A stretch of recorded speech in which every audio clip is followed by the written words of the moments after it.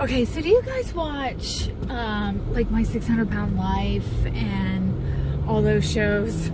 So I am currently watching, I think it's 1,000 Pound Sisters or something. It's kind of like Family by the Ton, but it stars Amy and Tammy Slaton, and I'm not gonna lie, I'm kind of a fan of these two. I followed them on YouTube. I found them through reaction channels because there are a few people that the reaction channels follow that I am curious about, but in no way want to financially support. So I watch the reaction channels to see what they're up to. And through the reaction channels, I found Amy and Tammy Slaton. Now, Amy and Tammy are kind of problematic. I mean, I certainly wouldn't send them any money, put it that way. But they are sisters, they live together. And I am very intrigued by this story because the TLC show is showing another side of the sisters that like you just don't see on their YouTube channel, which I understand. These are two country women. I think they live in Kentucky somewhere. Pretty sure they live in Kentucky. They just come from like country stock. You know, they're that kind of people. So they don't really show a whole lot of vulnerability on their channel. Now, the only time I've ever seen any real vulnerability ended up being a scam. So Amy came on and sobbing hysterically one day because Amy's the smaller of the two sisters. She's married to Michael, and they live in a home that they share with her sister Tammy, who's the larger of the two sisters, by about 200 pounds. So she came on the show and said that Tammy was in the hospital and that she wasn't going to survive, and they needed money for funeral costs and a custom coffin because she couldn't fit into a regular sized coffin. I never knew how much she weighed just watching their channel. I found out on the TLC show that she weighs about 600 pounds, like just over 608 or something like that. So we'll just say 600. So Tammy is dying and she needs this coffin, and then there's like, you know, she's gonna pass away and they need the money really fast because they have to jump on the coffin because did she say they couldn't afford to store the body for very long, or did somebody else say that? Anyway, you get the gist. The next video that these two publish on their channel, and I think they have a joint channel and then they each have their own, or they do joint videos and then they do single videos. I'm really kind of confused about how many YouTube channels there are, in fact, with this family. But the next freaking video is Tammy sitting there, perfectly healthy, acting normal, like there's nothing going on at all. And with no explanation. There's no attempting, like they just ignore the fact that the last video, Amy is sobbing hysterically about her sister dying. And they're close. I will give these two that. They are very, very, very close. And so it ends up coming out, I guess they got so much hate that they felt compelled to answer the issue, because eventually they come out and they admit, yeah, it was all fake. We needed the money to pay bills. You know, what are you gonna do? Oh well. You know, they're just really unapologetic about it. In a way, I kind of am like, yeah, well, at least they're honest about it. It's just weird. It's so different from the Amberlynn Reeds, and Amberlynn Reed is another YouTuber, and she's been involved in some shady shenanigans from contests where the winners never received the prizes, all the way up to GoFundMe accounts that ended up being scams, and she just doesn't address it. Then she'll post things like, I'm really irritated that you guys won't let this go. Right? Like, well, people donated to you, and it ended up being fake, and you've got, I mean, if you're anyway, if you're accepting money on behalf of someone else, you kind of have to, you have some accountability. Where's this bus stopping? I can't tell if I can make it through the intersection or not. Okay, so anyway, so on the first episode, Tammy, they delve kind of deep, and you see another side of them. And one of the reoccurring, I suppose, for lack of a better word, characters on their YouTube channel is their mother. And she's nasty. I mean, I'm not even going to sugarcoat it in any other way. I mean, she's just a nasty human being. And I guess I was sort of unprepared for how horrible she is. She has one of those faces where it always looks like her frown lines, like it always looks like she's making that face. And they take her out to tell her that they found a doctor who's willing to do the bariatric surgery on them, and that they're trying to turn over a new leaf and lose some weight to get ready for the surgery and all this. And instead of being supportive, Mom's like, yeah, he'll never go through with it. You're gonna quit. You know, I mean, you know, when you get to that size, and with the health problems that Tammy has are just horrific. She can barely move. I think they've both admitted to having diabetes. So, I mean, they've got problems. They've got problems. Amy is trying for a baby and can't get pregnant, and it has been told or has surmised that it is weight related. And so, I mean, you know, they've got issues. I feel bad for them. And instead of giving them support and love and kindness, this woman is just nasty. I mean, oh, it's just horrible. Anyway, she's sour. She just sits there being horrible to them. And then TLC, and in the words of Zachary Michael, who is a reaction channel, TLC did these two wrong. Like, we've seen enough My 600 Pound Life to know that when they're weighing in remotely, TLC finds a doctor that has the appropriate scale for someone of that size. They took them to a junkyard and had them weigh in on the scale that they use to weigh the recycled metal. So it's a massive scale. And they had these poor women get up, and the person who weighed them was not a doctor. It was the guy who ran, owned, operated, managed, whatever, the junkyard.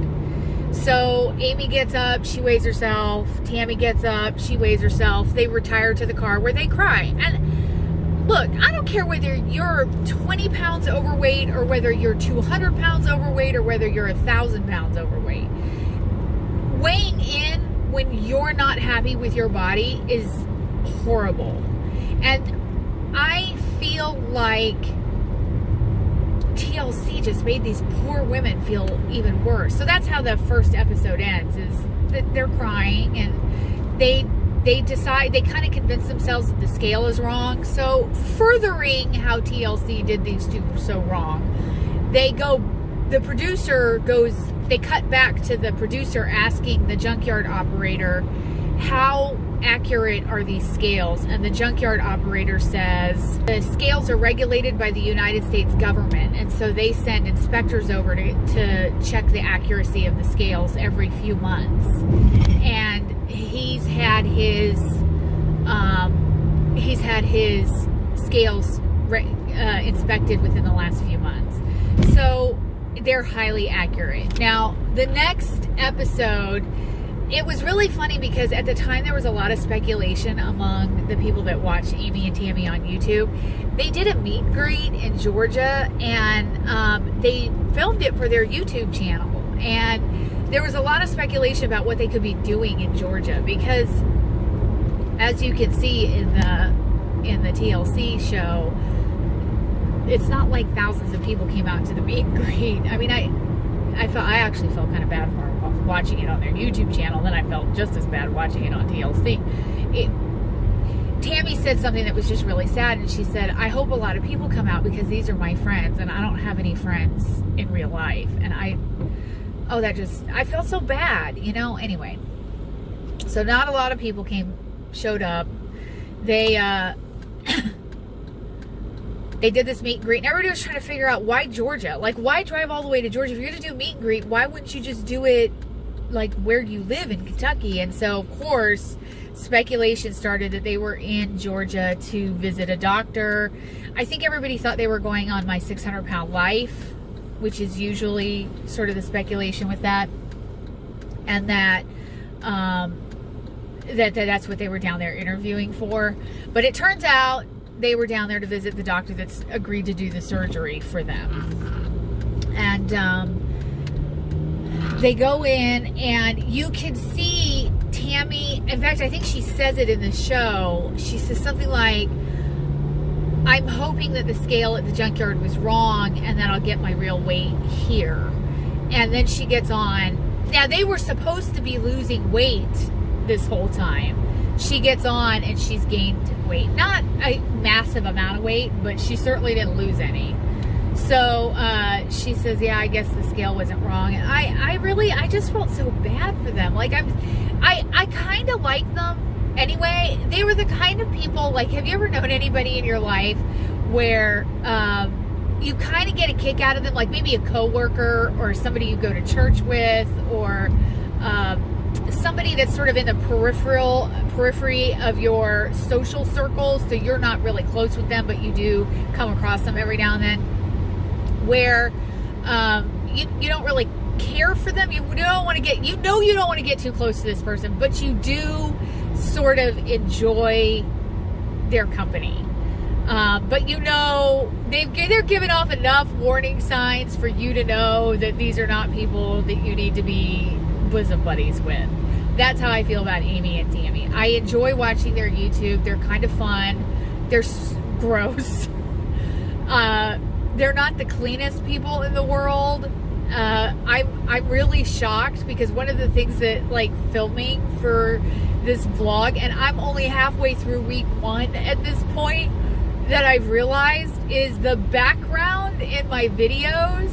Like, I thought my house was clean, and then you kind of get used to you kind of get blind to, like, oh, I always toss my purse here, or I always do this, or these cutting boards look just fine here, and then you see them in the background, you're like, that just looks like clutter.